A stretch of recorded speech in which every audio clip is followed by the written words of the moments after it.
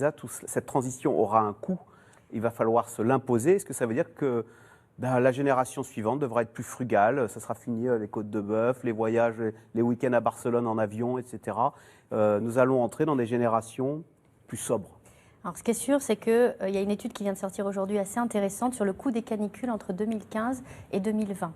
Et cette étude a mis en évidence le fait que ça nous a coûté 22 à 37 milliards d'euros entre les différents modes de calcul. Je trouve que c'est assez intéressant d'essayer d'avoir cette perspective du coût des canicules, du coût des inondations, parce qu'on paye pour le moment. On a des fonds Barnier qui effectivement nous permettent aujourd'hui d'avoir un système qui fonctionne encore. Jusqu'à quelle limite, si demain on vit ce qu'a vécu l'Allemagne, on sait très bien qu'une inondation de la Seine, c'est 30 milliards d'euros de dommages.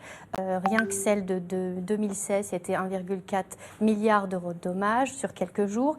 Jusqu'à quel niveau, en fait, on va continuer ce système-là, alors que l'adaptation coûte beaucoup moins cher. Donc, avant de parler effectivement de frugalité, déjà sur des grands programmes, je pense qu'il va falloir repenser globalement nos territoires, parce qu'à un moment donné, on va se confronter à un mur où on ne pourra plus payer, et les gens vont se retrouver face à un système assurantiel qui atteindra ses limites, et eux-mêmes, comment vont-ils devoir finalement s'autonomiser par rapport à leurs risques? C'est une vraie question de société, avant même de parler de ce que l'on va manger dans notre assiette, vous voyez, qui est essentiel. Mais cette atténuation, on en parle depuis 30 ans et on a quand même du mal à la mettre en œuvre. L'adaptation, ça a été vraiment le parent pauvre des politiques internationales, et je crois qu'aujourd'hui, c'est une nécessité absolue parce qu'on en a besoin. On est face au mur. En fait, on a tous les critères mondiaux. Jusque-là, on se disait, vous inquiétez pas, ça brûle en Australie. Tout va bien.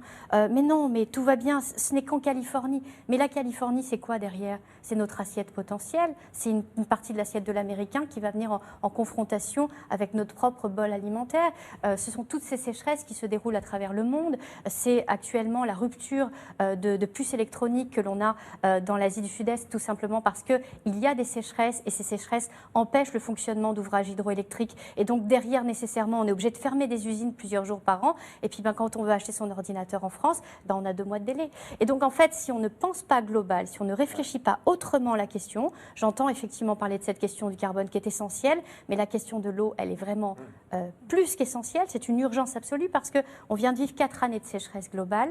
Si on a besoin de fabriquer de l'électricité, à part l'éolien et le solaire, on a besoin d'ouvrages hydroélectriques, on a besoin de centrales nucléaires. Jusque-là, on ne sait pas faire sans eau. Et donc, ça pose un vrai problème. Et donc, il va falloir se poser des questions.